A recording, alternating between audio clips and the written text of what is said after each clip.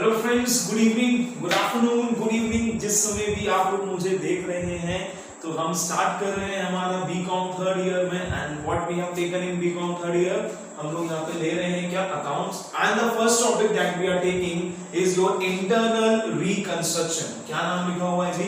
Internal reconstruction. Sir what do you mean by internal reconstruction? सबसे पहला point तो हमारा यहाँ पर यही आ जाता है कि इंटरनल रिकंस्ट्रक्शन का मतलब क्या होता है।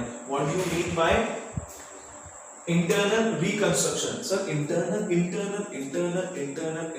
रिकंस्ट्रक्शन का मतलब क्या है? तो अगर हमें इंटरनल रिकंस्ट्रक्शन का मतलब समझना है तो पहली चीज जो हमें समझनी पड़ेगी वो क्या है जी हमारा, वो है हमारा reconstruction. Know what do you mean by reconstruction? Sir कोई चीज पहले कंस्ट्रक्ट हो गई है, अब उसे हम दोबारा क्या कर रहे हैं, कंस्ट्रक्ट कर रहे हैं। मतलब उसमें कुछ ना कुछ क्या होगी, खराबी होगी। बिकॉज ऑफ दैट आप क्या कर रहे हैं, उसको रिकंस्ट्रक्ट करवा रहे हैं। तो उस चीज को हम क्या बोलते हैं, रिकंस्ट्रक्शन। यस और नो? ठीक है, मतलब कोई चीज है वो खराब हो गई, वो आपने पहले बनवा दी, अब वो थोड़ी खराब हो गई है, यहाँ से ना खराब हो गई थोड़ी, तो आप क्या करवाएंगे उसको, आप उसको फिर से रिकंस्ट्रक्ट, उसको सही करवाएंगे। तो सही करवाना जो होगा वो क्या कहलाया जाएगा आपका, वो कहलाया जाएगा आपका रिकंस्ट्रक्शन। तो सर यहाँ पे इंटरनल मतलब क्या, अंदर से सही करवा रहे हैं। ठीक है, तो यहाँ पे जो हमें इंटरनल रिकंस्ट्रक्शन, जो हम रिकंस्ट्रक्शन की बात कर रहे हैं वो हम कर रहे हैं from the point of view of the company. Company के पॉइंट ऑफ व्यू से रिकंस्ट्रक्शन की बात करी जा रही है। मतलब कि क्या, कंपनी में कुछ क्या हो गई है, खराबी हो गई है, कंपनी कोई प्रॉब्लम फेस कर रही है, कंपनी नुकसान में है, कंपनी बीमार है। हाँ, कंपनी क्या है, बेचारी बीमार हो चुकी है वो। तो ऐसी कंपनी को सही करना क्या कहलाता है, वो कहलाता है आपका रिकंस्ट्रक्शन। तो अगर मैं बोलूं रिकंस्ट्रक्शन का मतलब, तो इसका मतलब है reorganization of the company. Company को क्या कर रहे हैं अपन लोग, इसको रीऑर्गेनाइज कर रहे हैं। कंपनी को हम लोग रीऑर्गेनाइज कर रहे हैं। क्यों रीऑर्गेनाइज करने की जरूरत है? क्योंकि कंपनी जो है उसकी स्थिति बहुत खराब हो चुकी है। कंपनी जो है वो लॉसेस में है। ठीक है, बीमार कंपनी हो चुकी है। अगर कोई चीज बीमार है तो क्या उसे आप लोग सही नहीं करवाएंगे? अरे सर बिल्कुल करेंगे ना, ऐसी क्या बात कर दी है। तो इसको ही हम क्या बोल रहे हैं, रिकंस्ट्रक्शन। सर मतलब अगर इंटरनल है तो एक्सटर्नल भी होगा। अरे क्या बात, बिल्कुल बहुत समझदार हो गए हैं आप लोग। तो अगर रिकंस्ट्रक्शन की बात करी जाए तो रिकंस्ट्रक्शन जो है आपके वो कितने टाइप के होंगे जी? रिकंस्ट्रक्शन आपके दो तरीके के होते हैं। एक होता है आपका एक्सटर्नल रिकंस्ट्रक्शन और एक होता है आपका जो हमें पढ़ना है अभी, क्या, इंटरनल रिकंस्ट्रक्शन। सर हमारे सिलेबस में कौन सा है? सबसे पहले तो हमें ये बताओ। ठीक है, तो देखिए जी, आपके सिलेबस में ये है और ये भी है। ठीक है, तो मतलब पढ़ना तो हमें दोनों ही है, एक्सटर्नल हो तो भी पढ़ना है, इंटरनल हो तो भी पढ़ना है। बट व्हाट डू डिफरेंस क्या है सर एक्सटर्नल और इंटरनल में? देखिए इंटरनल में क्या, अगर आपके घर में कुछ प्रॉब्लम है, अगर हमारे घर में कुछ प्रॉब्लम है तो first of all what we will try to do कि इंटरनल लोग मिलके हम लोग इस प्रॉब्लम को सुलझा के, सामने वाले को पता भी नहीं चलेगा। अरे हाँ है ना, बाहर वाले की मदद क्यों लेने की, बाहर वाले की मदद क्यों ले, हाँ है ना, बाहर वाले की मदद नहीं लेने का। तो अगर कोई प्रॉब्लम हम फेस कर रहे हैं, हंसो मत नालायकों, अगर हम कोई प्रॉब्लम फेस कर रहे हैं और अगर हम इंटरनल्स की मदद ले रहे हैं तो दैट इज व्हाट, उसको हम बोलेंगे आपका इंटरनल रिकंस्ट्रक्शन। मतलब क्या, कंपनी में कुछ ना कुछ खराबी है और कंपनी जो है instead of showing it outside, company अभी क्या कर रही है, अंदर के लोगों से मदद लेगी। अब अंदर किससे मदद लेगी सर, कंपनी किससे मदद मांगेगी? तो आप लोगों ने बचपन से, कॉमर्स के बचपन से एक वर्ड सुनते हुए आए होंगे आप, स्टेक होल्डर्स। हाँ है ना सर, ये स्टेक होल्डर्स कौन होते हैं? शेयर होल्डर्स हो गए आपके, क्रेडिटर्स हो गए आपके, डिबेंचर्स हो गए आपके। मतलब कि ऐसे लोग जिनका कंपनी में क्या है, इंटरेस्ट है, जिनसे कंपनी को क्या मिलेगा, कुछ ना कुछ फायदा। मतलब कि If I am being a shareholder, I am being a creditor, I am being a debenture, तो कंपनी में मेरा क्या है, इंटरेस्ट है ना, मेरा स्टेक है उस कंपनी में। हाँ है ना, मेरा क्या है उसमें, थोड़ा लालच है मेरा कंपनी में, क्योंकि वो कंपनी जो है मुझे क्या लाके दे रही है, इंटरेस्ट लाके दे रही है, मुझे डिविडेंड लाके दे रही है। ठीक है, और मुझे टाइम पे क्या कर रही है, वो पेमेंट कर रही है। तो being what, I am a stakeholder of a company. तो कंपनी मेरे को बोल रही है, देख मेरे बड़ू, अपनी कंपनी जो है ना वो बुरी स्थिति में है अब हम लोग ही हैं इस कंपनी को, हमें क्या करना होगा, हमें इसे बिल्कुल सही करना होगा, इसे हमें बीमार से बिल्कुल क्या करना होगा, तंदुरुस्त करना होगा। तो ऐसी चीज जब हम इंटरनल लोगों को बैठ के बात कर रहे हैं तो वो क्या हो जाएगा आपका, that will be your internal reconstruction. ठीक है जी। पर अगर हम बात करें किसकी, एक्सटर्नल, तो एक्सटर्नल में हमें क्या करना होगा, बड़े लोग अपन को ना बाहर वाले लोगों की मदद लेनी पड़ेगी। Now what we have to do is, हमें बाहर वाले लोगों की मदद लेनी पड़ेगी। क्या आपने कभी ऐसा सुना है क्या कि पहले कोई कंपनी ये थी अब इसका नाम बदल के ये हो गया है? सर ऐसा कभी हुआ है क्या? बीइंग यस, बहुत सारे एग्जांपल्स आपके पास होंगे, सर्च करें आप लोग कि पहले ये कंपनी ये थी अब इसका नाम बदल के ये हो गया।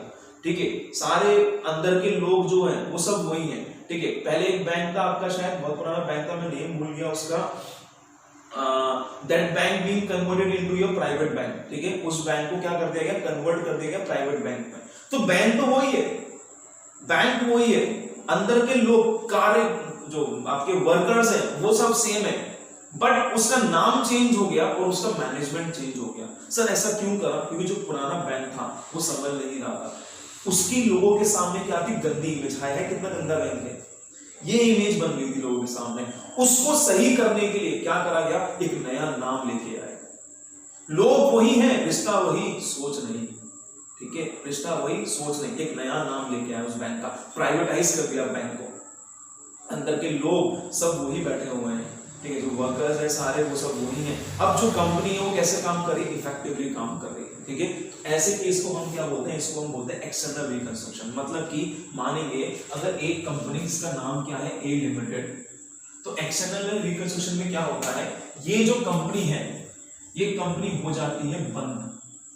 ये कंपनी क्या हो जाएगी, ये कंपनी हो जाएगी बंद, इसका कोई अस्तित्व, एग्जिस्टेंस मार्केट में अब नहीं रहेगा, और एक नई कंपनी खुल जाएगी जो क्या करेगी जी, इसका बिजनेस टेक ओवर कर लेगी, इसका बिजनेस टेक ओवर कर लेगी, और वो नई कंपनी अपना खोल सकती है, किससे, बी लिमिटेड के नाम से वो खोल लेगी न्यू कंपनी। ठीक है, ऑल्दो इस हो सकता है बिजनेस वही कर रही हो, जो बिजनेस ये करता था वही बिजनेस ये कंपनी कर रही है, बट इसे समझ नहीं रहा था। तो this is what external reconstruction. Company बीमार थी, बीमार के लिए हमने क्या करा, नई कंपनी खोल डाली, इसका सारा बिजनेस हमने ट्रांसफर कर दिया किसी और को। और अगर हम बात करें इंटरनल रिकंस्ट्रक्शन की, तो पहले भी कंपनी क्या थी, ए लिमिटेड, अब भी कंपनी का नाम क्या रहेगा, अब भी कंपनी का नाम रहेगा ए लिमिटेड, कोई चेंज नहीं आने वाला। क्यों? क्योंकि इसमें इंटरनली हम सब लोगों ने मिलकर क्या करा है जी, मदद करिए, और हमने फिर से हमारे उसी नाम से कंपनी क्या कर ली, चालू कर ली है। ठीक है जी। तो सर डिफरेंस क्या होगा अगर हम बात करें, तो सबसे पहली चीज तो अपन को क्या देखनी है, what do you mean by reconstruction. तो रिकंस्ट्रक्शन का आपका मतलब क्या हो जाता है, reorganization of the company. Sir से ये हमें लिखना है क्या, आपको नोट्स मिल जाएंगे, आप उनको टिप टिप टिप टिप टिपते रहना। ठीक है, तो what do you mean by reconstruction, reconstruction मतलब होता है reorganization of the company. Now sir, what do you mean by internal reconstruction? Internal reconstruction एक ऐसा reorganization है कंपनी का where the capital structure of the company is changed। हिला क्या बोल दिया आपने। ठीक है, तो इनके बीच में डिफरेंस जो है वो मैं आपको समझा पाऊंगा बेटर विद एन एग्जांपल। ठीक है, तो हम एग्जांपल ले लेते हैं यहाँ पे।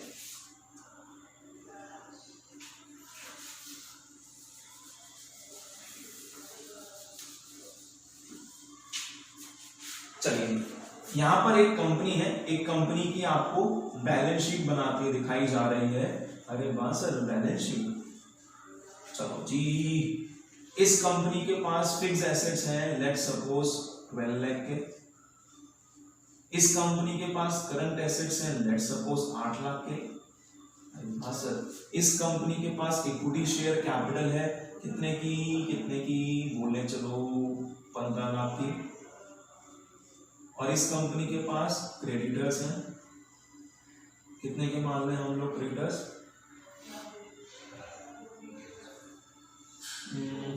क्रेडिटर्स है लेट्स सपोज 3 लाख के। ठीक है, और यहाँ पे कंपनी का आ रहा है profit and loss account 2 lakh रुपए से। ठीक है, ये गलत हो जाएगा थोड़ा, यहाँ पे हम इसको ले लेते हैं 7 लाख। ठीक है जी, ओके सर। तो अगर हम बैलेंस शीट का टोटल करें तो बैलेंस शीट का टोटल कितना आ रहा है सर, 15 और 7 यहाँ पे कितने हो गए 22 लाख, और अगर हम 12-15 यहाँ पे टोटल करें तो 22 लाख। ये अभी कंपनी की क्या है जी, बैलेंस शीट है। ठीक है जी, एट प्रेजेंट ये कंपनी की क्या है, बैलेंस शीट है। नाउ मैं आप लोगों से एक क्वेश्चन पूछ रहा हूं कि इस कंपनी में क्या आप लोग इन्वेस्ट करना चाहेंगे? अगर आप लोगों के पास ढेर शुमार पैसा है, बेशुमार पैसा है अगर आप लोगों के पास, तो क्या आप इस कंपनी में इन्वेस्ट करना चाहेंगे? ठीक है, आधे लोग तो पॉपकॉर्न वॉपकॉर्न खा रहे होंगे आराम से, ठीक है, आराम से जी, आराम से बताइए, खाना पीना छोड़ दीजिए, एक तरफ रख दीजिए, आप बताइए क्या आप इस कंपनी में इन्वेस्ट करेंगे? आधे लोगों को क्वेश्चन समझ में नहीं आया वो क्या बोल रहा है ये। हम बोल रहे हैं कि ये कंपनी की बैलेंस शीट है, ठीक है, and being an investor I am asking you would you like to invest in this company? क्या आप इस कंपनी में इन्वेस्ट करना चाहेंगे? तो आधे लोग तो हाँ ठीक है कर देंगे, क्या दिक्कत है, ठीक है, but somehow you will thinking क्या हमें इस कंपनी में इन्वेस्ट करना चाहिए या नहीं करना चाहिए? ठीक है, अगर मेरा ओपिनियन लिया जाए तो मैं ऐसी कंपनी में कभी इन्वेस्ट नहीं करूंगा। सर ऐसा क्यों, ऐसा भेदभाव क्यों कर रहे हैं आप? अगर हम देखें जी मालिक लोग, तो इस कंपनी का जो प्रॉफिट एंड लॉस है वो कहां पर आ रहा है? वो आ रहा है एसेट साइड में। इसका मतलब एसेट भी तो आ रहा है, कोई दिक्कत हो रही है? अरे बाबा इस कंपनी को क्या है, इस कंपनी लॉस है, company is what, company is facing loss, ऐसा नो, कंपनी सफर कर रही है। ये कंपनी कैसी है? ये बीमार कंपनी है। क्यों? अरे इसको लॉस हो रखा है, कितने का? 2 लाख रुपए का लॉस है इसको। तो इस बीमार कंपनी को पहली चीज तो क्या आप ऐसी कंपनी में इन्वेस्ट करेंगे? सर बिल्कुल नहीं करेंगे, क्योंकि जो कंपनी खुद ही डूब रही है उसमें मैं मेरा पैसा लगा दूंगा, पहले ही डूब रही है और डूब जाएगी, मैं भी डूब जाऊंगा, ठीक है जी। तो ऐसी कंपनी में मैं इन्वेस्टमेंट नहीं करूंगा, ठीक है। अब ये लोग मान लेते हैं ये कौन है जी, ये कंपनी का हम लोग बना लेते हैं एक मैनेजर,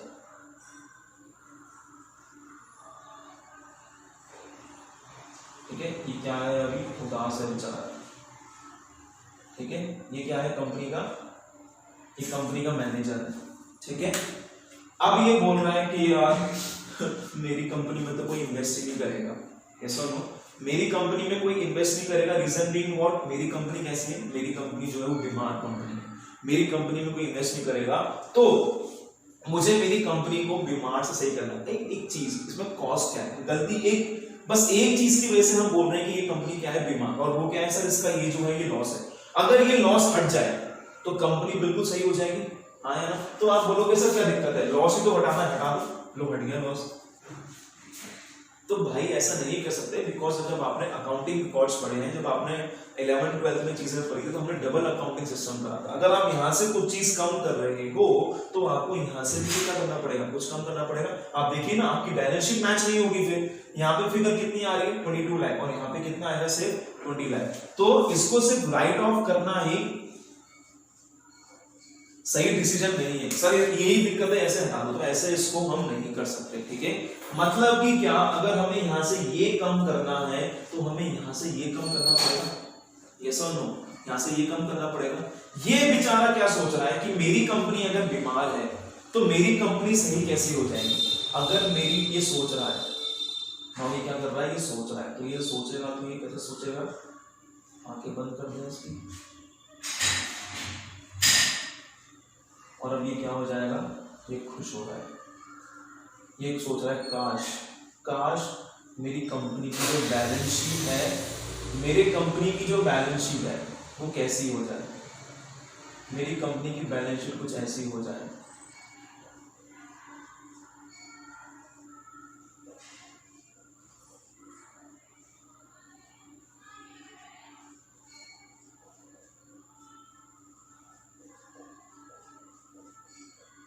छह लाख यहाँ पे कंपनी कितनी हो गई, यहाँ पे भी इसके हो गई ऐसे 20 लाख की, और यहाँ पे भी कितने की हो गई 20 लाख की। क्या अब इस कंपनी में कोई दिक्कत है? नहीं। तो अगर सर आपने कैसे करा, मैंने यहाँ से 2 लाख रुपए लेस कर दिए और 1 लाख रुपए मैंने यहाँ पे क्या कर दिया, कम कर दिया। मतलब कि जब आपकी चीज लायबिलिटी में, तो व्हाट यू मीन, आप कहना क्या चाहते हो, आप बोल रहे थे अभी तक कि मैं क्रेडिटर्स को कितने रुपए दूंगा, 7 लाख रुपए दूंगा, but now you are saying कि मैं क्रेडिटर्स को कितने रुपए दूंगा, 6 लाख रुपए दूंगा, ठीक है। पहले आप बोल रहे थे कि इक्विटी शेयर कैपिटल जो है उसमें 15 लाख रुपए आ रखे हैं, लोगों ने 15 लाख रुपए इन्वेस्ट कर रखे हैं हमारी कंपनी में, ठीक है। तो ऑब्वियसली जो शेयर कैपिटल होती है वो कंपनी के लिए क्या है, लायबिलिटी है ना, क्योंकि पैसा जो है वो किसी और ने लगा रखा है, कल को वो पैसा विड्रॉ भी कर सकता है अपना, अगर उसने कंपनी के शेयर सेल कर दिए तो हमें उसे पैसा वापस करना पड़ेगा। तो अब हम क्या कह रहे हैं, हमें पहले 15 लाख रुपए देने थे, बट अब हमें 15 नहीं, अब हमें कितने देने हैं, now we have to give 14 lakh rupees, ठीक है। तो आपने क्या कहा, ये मैनेजर सोच रहा है कि अगर मेरी बैलेंस शीट ऐसे हो जाए तो जी ऐसी कंपनी में क्या आप इन्वेस्ट करने को तैयार हो? हाँ सर, इस कंपनी में तो हम इन्वेस्ट कर देंगे। क्यों इन्वेस्ट कर देंगे जी? क्योंकि इस कंपनी में कुछ लॉस ही नहीं है। हाँ या ना, इस कंपनी में कोई लॉस नहीं है, तो आप क्या है, इस कंपनी में तैयार है, रेडी है इन्वेस्ट करने के लिए। बट माय क्वेश्चन इज, क्या आप ऐसे इनकी लायबिलिटी कम कर सकते हो क्या? हलवा है क्या?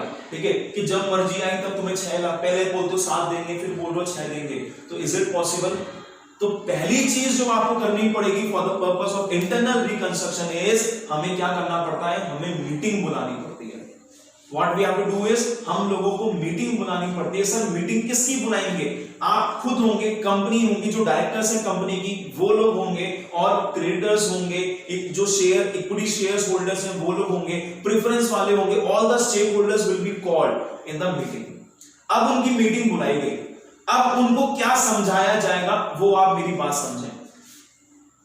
मैनेजर ही क्या बोलेगा, देखो भाई मेरी कंपनी जो है वो क्या है, लॉस में। अच्छा, इससे पहले मैं आपको एक चीज बता दूं, कंपनी लॉ में एक चीज बोली गई है कि अगर कंपनी लॉस मेकिंग है, तो अगर वो कंपनी लिक्विडेट हो रही है, लिक्विडेट होने का मतलब उस कंपनी अगर बंद हो रही है, तो उसमें से उसकी जो भी सारी एसेट्स हैं, वो सारी एसेट जो है वो मार्केट में क्या कर दी जाएंगी, बेच दी जाएंगी, और बेचने से जितना भी पैसा आएगा उसमें से सबसे पहले जो है वो गवर्नमेंट ड्यूज उससे चुकाए जाएंगे। मतलब कि समझ में आ रही है मेरी बात? मान लीजिए मैं एक कंपनी हूं, मेरी हालत इतनी खराब है कि मैं गवर्नमेंट को इनकम टैक्स भी पे नहीं कर पा रहा, गवर्नमेंट की कुछ पेनल्टीज हैं वो भी मैं पे नहीं कर पा रहा, गवर्नमेंट की कुछ फाइन्स हैं वो भी मैं पे नहीं कर पा रहा, क्रेडिटर्स हैं वो डेली आके मुझसे बोल रहे हैं भाई पैसा दे, मैं नहीं दे पा रहा, इक्विटी शेयरहोल्डर्स चिल्ला रहे अरे भाई हमारी कंपनी में से पैसा तो हम तो निकाल रहे हैं इसमें से, मैं पैसा नहीं दे पा रहा, प्रेफरेंस वाले मांग रहे हैं मैं नहीं दे पा रहा, डिबेंचर्स दे रहे हैं मैं नहीं दे पा रहा। क्यों?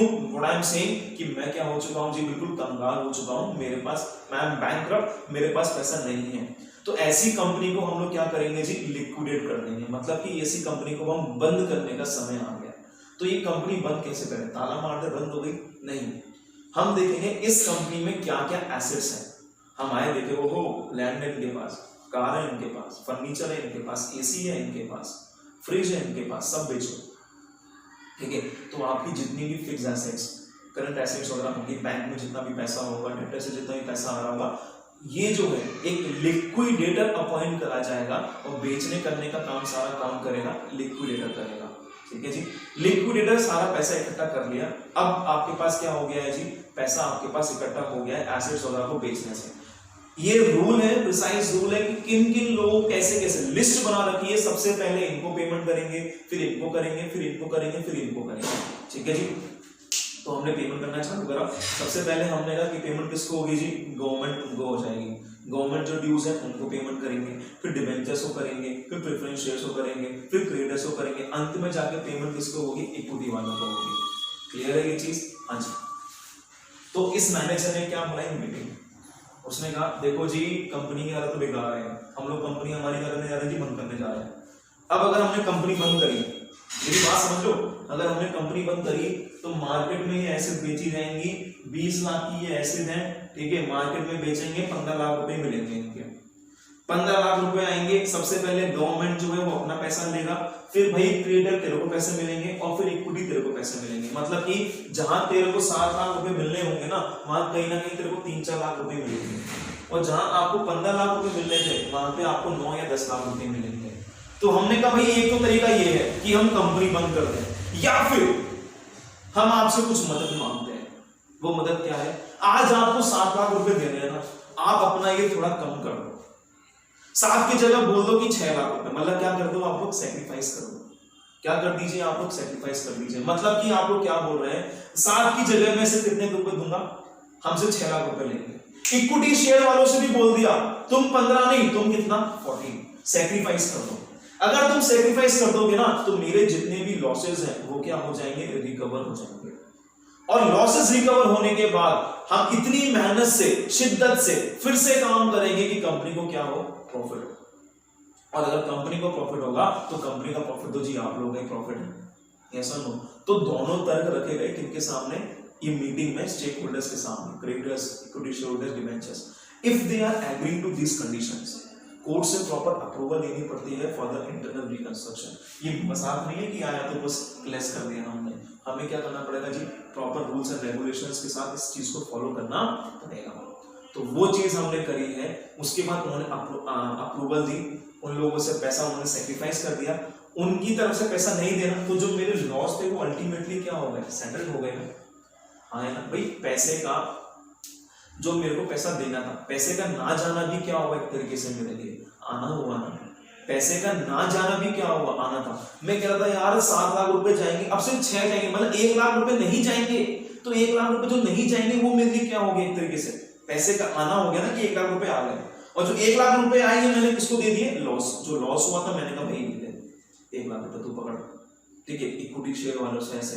तो इस पूरे चैप्टर में हमें यही करना है, वो चीज क्या है, the topic that is internal reconstruction. और इंटरनल रिकंस्ट्रक्शन के बाद इसमें हमें कुछ जनरल एंट्रीज वगैरह सीखनी है। प्रोसेस पूरा इसमें यही चलने वाला है। There are different forms of internal reconstruction. Sir क्या कंपनी जो है वो एक ही समय में बीमार मानी जाएगी कि इस कंपनी को लॉसेस हैं? नहीं, इसमें बहुत सारे केसेस होते हैं। वो केसेस कौन से, मान लीजिए इस कंपनी की जो फिक्स एसेट्स है उसमें मार्केट में वैल्यू सिर्फ 2 लाख रुपए है, पर इसने ये 12 लाख दिखा रखी। इसका मतलब जब आपने अपनी एसेट्स को हायर वैल्यू पे दिखा रखा है, जब उसे हम कंपेयर करें किससे, मार्केट वैल्यू से, तो मार्केट वैल्यू तो उन एसेट की बहुत कम है, पर आपने उनको बहुत हाई पे दिखा रखा है। तो ऐसे केस में भी हम लोग क्या करते हैं, इंटरनल रिकंस्ट्रक्शन करते हैं।